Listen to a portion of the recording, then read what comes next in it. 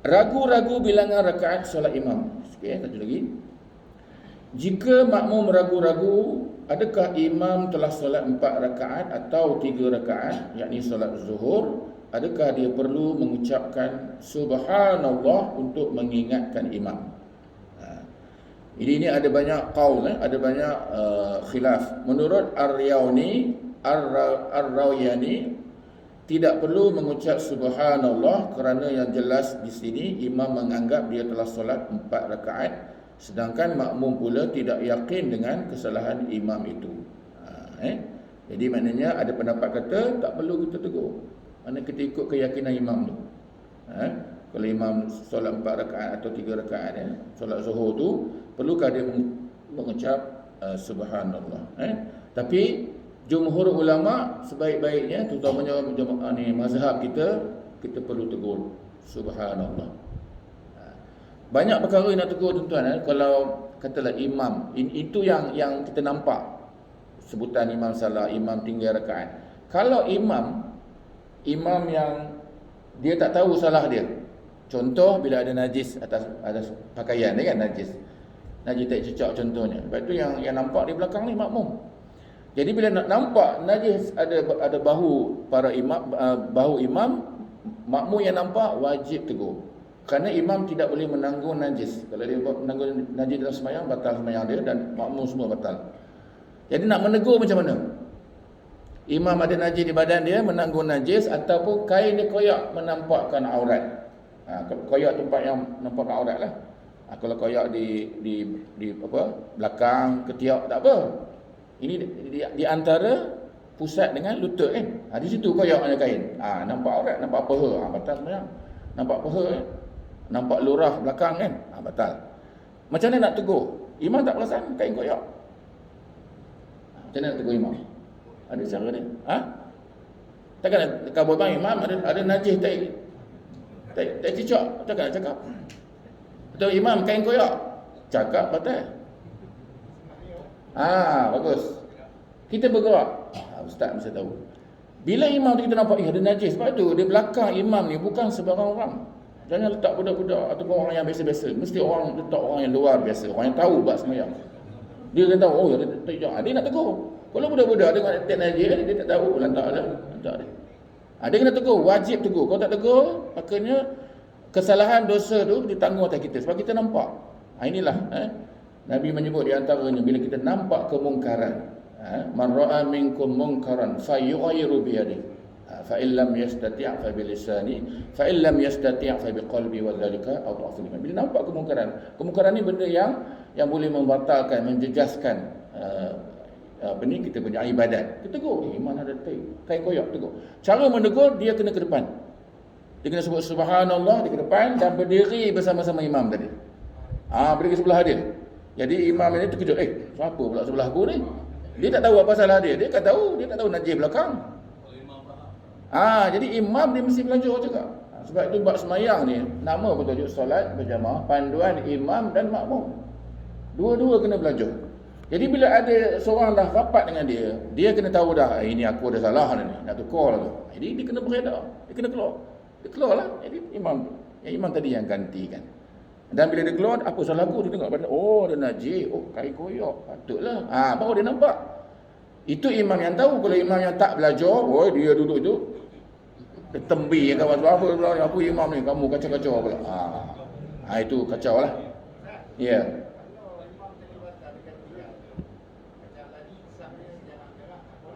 Okey.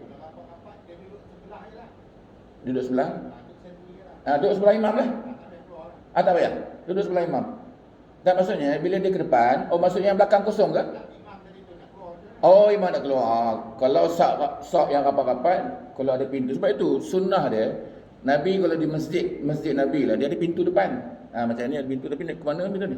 Keluar tak? Ke bawah dia kena keluar ada paipnya. Kalau batal boleh itu keluar. Itu sunnah bila nak buat masjid, kena ada dua pintu ni boleh keluar masuk. Nabi pun bila masuk masjid, dia masuk pintu depan. Pintu yang sebab bila keluar dari pintu ni terus rumah Rasulullah. Jadi kalau tak ada pintu, kalau nak keluar tak boleh, maka terpaksalah imam dah rapat, makmum yang rapat, kalau yang bukan covid rapat, mana kita kena buka laluan untuk dia. Imam nak keluar, dah batal dia keluar, kita kena buka lalu keluar. Kalau ni tak apalah, Covid ni kita jarak kan, jarak boleh ikut celah-celah tu. Boleh. Jadi Yang kedua, Ustaz, imam tu dia tahu dia batal. Dia tahu dia batal. Kentut lah. okey. Dia tak khabar. Yang lain tak tahu. Macam mana dia nak gantikan dia? Imam dia batal? Ya. Ya, okey. Imam kalau dia terbatal, dia wajib beritahu makmum ataupun dia beritahu lantik pengganti dia di belakang tu. Katalah imam, hari ni Jumaat kan? Semalam malam Jumaat, lupa nak mandi, katalah. Mandi ada besar, lupa. Semayang subuh tadi, contohlah. Lepas semayang baru teringat, ya Allah, aku tak lupa mandi hari besar, katalah. Waktu tu lah bila dah berlaku, terpaksa qada balik, terpaksa ulang balik. Jadi dia wajib beritahu makmum tadi solat subuh kita batal semua. Kenapa? Memang saya hadis besar, saya lupa. Sebab itu bila dia teringat tu, dia wajib beritahu makmum, ulang semula sembahyang dan dia tidak dipanggil qada. Walaupun setengah ulama kata kena qada, tak. Dia kenapa tak qada? Sebab masa solat subuh tu kita buat subuh bersama imam tadi. Cuma imam tadi dalam hadas besar. Bila hadas besar, sembahyang tu tidak sah. Bila tidak sah, imam kena maklumkan balik, tuan-tuan, subuh tadi saya hadas besar, makna batal. Tuan-tuan kena ulang semula. Ulang tuan-tuan boleh buat bila-bila masa. Waktu pagi, waktu petang, waktu malam, itu dipanggil sembahyang ulangan. Mu'adatun, istilah Arab ni mu'adatun, itu mengulang semula. Kerana kita dah buat tadi, jadi kita ulang, maka lengkaplah sembahyang tu. Jadi maksudnya bila imam wajib beritahu. Kalau dia tak beritahu, maka dosa tanggung atas dia. Makmum tak tahu. Makmum bila dah habis, imam diam je, sembahyang makmum sah. Kita lah menanggung sebab benda tu kita tahu, kita keluar angin, kita tak mandi hadas besar dan sebagainya. Dia tengah sembahyang. Kalau tengah sembahyang dia dah batal. Okey. Kalau tadi hadas kita bawa sudah, kemudian bila tengah sembahyang batal keluar angin, dia wajib beritahu Allah saya dah batal. Dia boleh cakap. Imam yang terbatal dia boleh cakap, dengan diam pula, dengan bisu. Sebab dia kena cakap nak beritahu makmum belakang. Yang tak boleh cakap makmum. Allah saya dah batal. Haji Radhi bila ganti saya tak? Ya, jangan cakap lah, boleh jangan cakap. Boleh batal lah. Ambil je. Imam jangan cakap apa-apa. Ambil je mic tadi, sangkutkan pada baju dia. Pop baju dia. Sebab semayang subuh kan, suara kuat. Letak baju dia. Maknanya Haji Radhi kena bangun lah. Maksudnya kalau dalam berdiri senang lah, dia terus melangkah ke depan. Tapi kalau dalam tahiyat contohnya, dalam tahiyat ke dalam sujud ke dalam duduk tahiyat awal, boleh bagi dekat dia, maka dia dianggap imam ketika itu walaupun duduk sama. Jadi maknanya dia bertindak sebagai imam, dan imam tadi dia kena keluarlah, dia dah ambil batal, dia keluarlah, ambil wuduk dan sebagainya, dia duduk belakang balik. Dan imam pula dia ada dua pilihan. Dia boleh beritahu makmum, ini hukum syarak ni cukup ni luas Dia boleh dia juga jadi imam. Allah dia batal kan, makmum dia cakaplah. Makmum jangan cakap, makmum dengar aje. Makmum saya dah batal, sila tunggu. Kalau dia juga nak jadi imam, sila tunggu, saya nak ambil wuduk. Cuma dia tak boleh putus sembahyang mu'alat yang begitu lama lah. Sebab itu kalau ada pipe kat luar sini kat pintu, itu boleh. Sila tunggu, dia ambil wuduk apa semua, dia masuk balik, boleh dia jadi imam. Tapi kalau pipe bawah belakang, ganti orang lain lah. Sebab muamalat tu, tempoh sembahyang tu dia tak boleh lama sangat. Masa mana jangan melebihi daripada satu rakaat sembahyang. Jangan lama sangatlah, tunggu lama imam mana dia buang air pula ke, tak masa habis sembahyang dah sakit perut pula. Tak kacau. Dia mesti cepat sebaik-baik. Dia batal macam dan dia sambung balik. Okey, bagus soalan tu. Bagus. Selalu yang terbaiknya ganti imam baru. Kalau imam baru, makmum ikut je. Sambung je berapa dekat imam yang ganti pun dia sambunglah berapa yang imam tak cukup tadi. Kerana imam baru. Tapi kalau imam yang sama, kata imam yang pertama tu batal. Dan dia ada baik ke tepi dekat, dia kata sila tunggu. Tunggu, kita diamlah. Kita bacalah apa-apa yang betul masa berdiri itu. Imam tu ambil sembahyang, bila imam tu masuk sembahyang, imam tu baru mula sembahyang. Katakan makmum tadi masa dia batal tu pada rakaat yang kedua. Makmum dah ada 2 rakaat dah. Yang imam tadi dia batal, dia ambil wuduk, dia mula rakaat pertama. Jadi kita ikut imam tu hanya cukup ikut sekadar rakaat yang untuk kita sembahyang saja. Kata dah sembahyang Isyak kan. Kita dah ada dua dah bersama imam yang pertama, imam yang sama tadi. Kemudian imam tu batal, imam ambil sembahyang. Kita dah ada dua rakaat. Imam masuk balik, kita dah ada dua. Imam mula berawal, dia mula rakaat pertama, kita dah ada dua. Jadi kita ikut imam tu juga, imam yang sama tadi, hanya ikut dua rakaat lagi saja. Dengan ikut sampai habis sebab imam tadi buat 4. Kita dah ada dua, kita ikut dua saja. Jadi bila ikut dua, jadi kita sampai rakaat keempat, kita duduk tahiyat akhir dan baca tahiyat. Dan kalau imam tu sambung, kita ada dua pilihan. Sama dia nak mufaraqah, baca tahiyat, terus salam. Ataupun kita menunggu imam tadi boleh. Menunggu imam dah habis 4 rakaat. Kita duduk tahiyat akhir. Kita dah siap dah. Imam tambah lagi 2 katakan. Jadi kita tunggu dia. Itu yang paling baik. Masa tunggu tu kita baca lah surah Fatihah ke, baca surah ayat-ayat kursi Quran. Boleh tak? Jadi macam tu. Sebab dia akan keliru, betul. Kalau makmum kena tahu. Dia tak makmum ni kalau kabut, imam ni buat 4. Memang dia buat 4, dia dah batal yang tadi. Kita dah ada 2, kita ikut 2 saja bersama-sama dia, berjamaah dengan dia, 2 saja. Lagi 2 dia akan naik sendiri. Kita duduk tak akhir, kita ada 2 pilihan, sama ada mufaraqah ataupun menunggu imam tadi. Boleh Ya.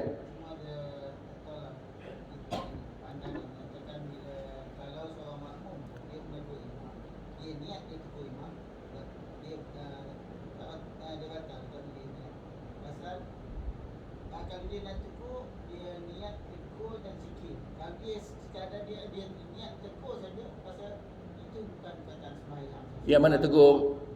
Subhanallah, ucapan subhanallah. Okey, dia kena berniat dulu. Katanya begitu. Saya pun Ya, betul. Ustaz, saya cakap betul. Ada 2 pandangan sebenarnya. Ada soalan banyak ditimbulkan. Jadi kita ni bila nak menegur imam ni, ada pandangan yang pertama mengatakan kena berniat dulu. Ni aku nak tegur imam, baru sebut subhanallah. Itu pandangan yang pertama lah. Jadi pandangan ni kita kena raikan juga. Sebab dia ada hujah-hujah. Ada pun pandangan yang kedua yang saya sebut tadi, bila imam salah aja terus sebut subhanallah. Imam baca salah umpamanya kan, ihdinas siratal mustaqim. Kita sedar. Jadi kita terus tegur subhanallah sebab kita dapat kesan waktu itu. Jadi tak perlulah nak berniat. Tapi nak berniat tak ada masalah. Boleh. Ada ulama kata niat dulu, niat nak berzikir dulu baru kita baca subhanallah. Ada ulama kata terus tegur. Sebab imam tu telah melakukan kesilapan dan kita betulkan. Bila sebut subhanallah jangan biar macam tu, sebutkan subhanallah, bacakan yang betul. Ihdinas siratal mustaqim. Baca sekali dulu. Kalau dia diam, dia tak perasan, baca lagi kali kedua. Ihdinas siratal mustaqim. Mudah-mudahan dia ikut, imam tadi ikut. Itu kalau kita yang sedar. Ada makmum yang tak sedar, dia ikut je. Tak ada masalah lah, dia ikut. Selagi kita tegur, dia boleh membetulkan, maka selamat sembahyang tu. Sebab benda yang rukun ni, kalau tertinggal satu huruf ataupun satu ayat dalam surah Fatihah, batal sembahyang. Bila ada orang sedar dan ada yang ikut. Jadi kena. Dulu ada kes dulu, ingat tak, di Subang, Masjid Subang. Saya dah sebut dulu kan. Dia dalam bulan Ramadan. Kita pun hari ni dah masuk 1 Rejab tuan-tuan . Jadi tuan-tuan bolehlah mengambil fadilat berpuasa Senin Khamis. Ada 1 Rejab kan? 1 Rejab kan ni? Malam ni. Tapi dah masuk dah malam ni. Dia ke malam Islam, dia masuk maghrib dah masuk 1 Rejab. Jadi besok tuan-tuan boleh puasa. Jadi bila dah masuk waktu maknanya boleh kita bila nak menegur imam tadi, kalau dia tertinggal satu ayat contoh kan. Jadi dia wajib menegur makmum tadi, imam tadi, ataupun kalau dia duduk di belakang, dia tak boleh nak tegur sebab dia jauh, maka dia memadai mufaraqah, aku tak ikut imam, selamat sembahyang. Ataupun yang salah tadi lepas sembahyang kata imam tu tinggal, wajib dia ulang semula. Itu dia Jakim dah tegur dah dulu. Ramadan 2 tahun yang lepas. Ada masuk di viral dalam berita. Boleh tuan-tuan . Jadi sebab itulah kita perlu belajar bab sembahyang tuan-tuan. Kerana sembahyang inilah yang menentukan amalan-amalan kita yang lain diterima oleh Allah. Amat penting. Nabi menyebut awwalu ma yuhasabu minal 'abdil yaumal qiyamah as-salah. Perkara yang mula-mula dihisab umat manusia ini ataupun hamba Allah ini adalah solat. Fa in salihat salaha sairu amalihi wa idza fasada sairu amalihi. Sekiranya solat dia sah, solat dia betul seperti mana yang kita belajar ni, maka amalan-amalan lain turut betul, turut diterima oleh Allah. Tetapi kalau sembahyang dia sangkut salah silap, sembahyang cara yang membatalkan sembahyang lah, berdiri tak betul apa semua ni, kita bergerak dan sebagainya boleh menjejah sembahyang, maka sembahyang dia tidak sah. maka amalan-amalan lain juga tidak diterima oleh Allah SWT. Ini kita takut. Kerana solat ni tiang dia, tiang agama. Jadi sekadar itu dulu malam ni.